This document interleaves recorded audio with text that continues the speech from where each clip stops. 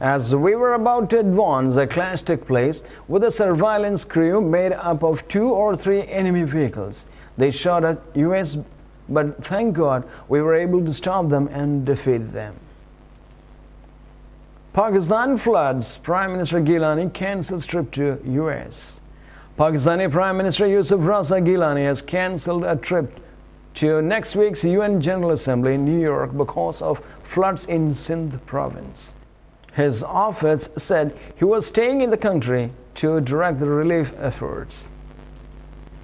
Pakistani leaders were accused of neglecting victims of floods that swept the country last year and are accused of being slow to respond once again. This year, about 6 million people have been affected so far, with fears some areas will remain submerged for months. Aid agencies are again warning a disaster and have launched emergency appeals. At least 269 people are already confirmed have died. The authorities are accused of being months behind schedule in repairing dams and embankments damaged by last year's floods. Mr. Gilani has been in Iran in recent days, while President Asif Ali Zardari flew to London last week on a private visit. Sonia Gandhi back at work after surgery abroad. The leader of India's governing Congress party, Sonia Gandhi, is back at work a week after she returned home, having undergone surgery abroad for an undisclosed medical condition. The 64-year-old Italian-born politician is seen as a key decision-maker in the government. Correspondents say her presence at the meeting had been reassuring for party workers since the government faced serious problems during the month-long absence. Mrs. Gandhi chaired a meeting of the party's election committee on Thursday to finalize candidates for the upcoming elections in Uttar Pradesh state. She was fully engaged during the hour-long meeting, a party spokesman said. Mrs. Gandhi holds no official post, but India's most powerful politician she is. Prime Minister Manmohan Singh's government was severely criticized for mishandling anti-corruption protests in August by social activist Anna Hazare. Many commentators said that if Mrs. Gandhi had been in Delhi, she would have handled the situation better. India raises interest rate to fight inflation. India's central bank has raised interest rates for the 12th time in 18 months to try to curb inflation. The Reserve Bank of India raised the policy lending rate, called the repo rate, by 25 basis points to 8.25%. India has been struggling to contain inflation, which is at a 13-month high of 9.78%. On Thursday, state-run oil firms raised petrol prices by 5% to help curb losses from high crude oil prices. Analysts warned that it would worsen inflation. The Indian government is concerned about high inflation and slowing growth, Reuters quoted Finance Secretary R.S. Gujral as saying. There are fears that the Reserve Bank of India will continue to raise rates as inflation has remained high. The bank is now in the awkward position of fighting high prices amid mounting worries about the health of global economy, correspondents say. The government is projecting growth of 8.5% for fiscal year that ends next March. But the growth rate is threatened by the rising prices, which limits domestic consumers' spending power. Analysts say the latest hike in petrol prices will add to the inflationary pressure. Nearly a dozen hikes in petrol prices over the past 2 years have raised the price of the fuel by more than 50%. In May, oil firms raised petrol prices by 5 rupees a litre, the steepest ever single increase. Last year, the government allowed state-run firms to fix petrol prices, but it continues to control the prices of diesel, kerosene, and cooking gas to protect the poor and try to keep check on inflation. Petrol prices are being raised by 3.14 rupees a litre to 66.84 rupees in Delhi and by similar amounts in the rest of the country, the Indian Oil Corporation said in a statement. The repeated fuel price hikes have made the government hugely unpopular with India's massive middle class. The opposition parties have condemned the move. It is indeed a very difficult time, and naturally we would have to look at stronger measures both on the demand side and on the monetary side, but I'm not in a position now to say anything. This is a difficult time, and I hope people will understand the difficulties that we face. We'll move on to the business world.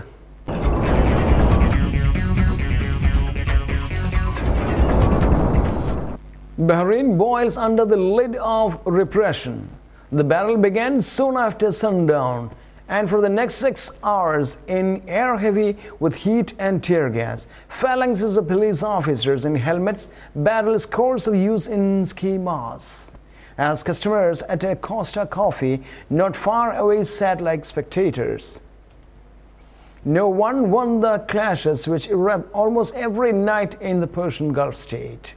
5 months after the start of a ferocious crackdown against the popular uprising so sweeping it smacks of apartheid-like repression of Bahrain's religious majority, many fear that no one can win. This is all cutting so deep, said Abdul Nabi Al-Arki, an activist whose car was stopped at one of the checkpoints of crash bins, wood and bricks the youth had fashioned during the clash in August. The fabric here was never that strong, and now it's torn. In the revolts that have roiled the Middle East this year, toppling or endangering a half-dozen leaders, Bahrain, an island kingdom once best known for its pearls and banks, has emerged as the cornerstone of a counter-revolution to stanch demands for democracy, while the turmoil elsewhere has proved unpredictable. The ascent of Islamism in Egypt, the threat of civil war in Syria, and the prospect of anarchy in Yemen, Bahrain suggested no alternative, a failure pricing cauterized by searing repression, may prove no less dangerous. Welcome to the world of science.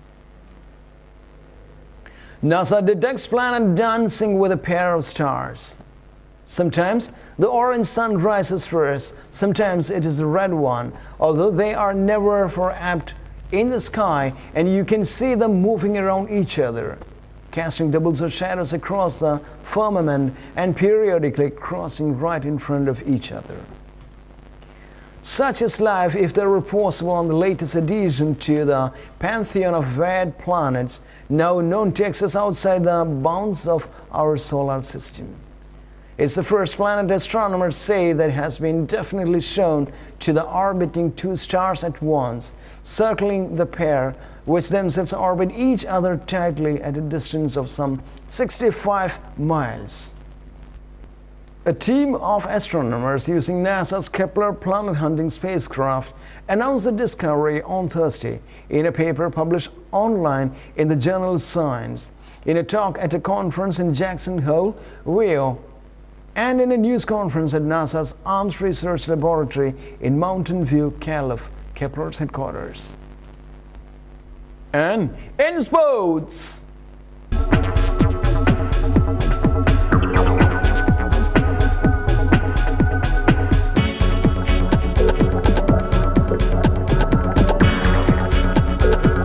ex-basketball prodigy dies on streets where he lived. Louis Brown, a high school and college basketball prodigy who spent the past 10 years living on a sidewalk in Hollywood, seemed on the verge of a second chance. He had scrapped enough money together to get a California identification card so he could fly to visit sister in New York who had thought him dead. Friends said that he would finally get off the street. That was on Tuesday, but Wednesday around 6 a.m., Mr. Brown, breathless and frantic, was pleading for someone to call an ambulance. By the time help arrived, Mr. Brown, 300 pounds, 6 feet and 11 inches, was lying on the ground. A half-an-hour efforts by 4 paramedics, as his neighborhood friends shouted, "Come on, Big Leo, you can make it," could not save him. For Mr. Brown, a star high school sender who once seemed destined for a spot in the NBA, all that was left on Thursday was a Staples shopping cart carrying a few of his possessions. A pair of sneakers, a blanket, a laminated copy of a New York Times article from this year that detailed his sad story of decline, bitterness, drug arrest, and missed opportunities. The remainder of his belongings, a mattress, some tattered clothes, had been put into a dumpster. And now, before we close today's bulletin of news analysis, let's have a recap of the main points. White House weighs limits of terror fight. 5 central banks move to supply cash to Europe. Top medal for a U.S. Marine who saved many lives. Libya conflict, NTC forces attack Sirte and Bani Walid. Sonia Gandhi back at work after surgery abroad.